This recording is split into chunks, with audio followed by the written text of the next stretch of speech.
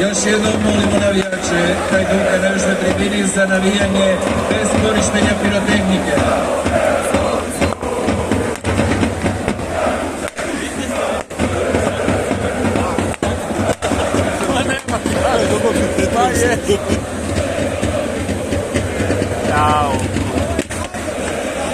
Poštovani gledatelji, izvršena je 5. izmjena igrača u Dinamu.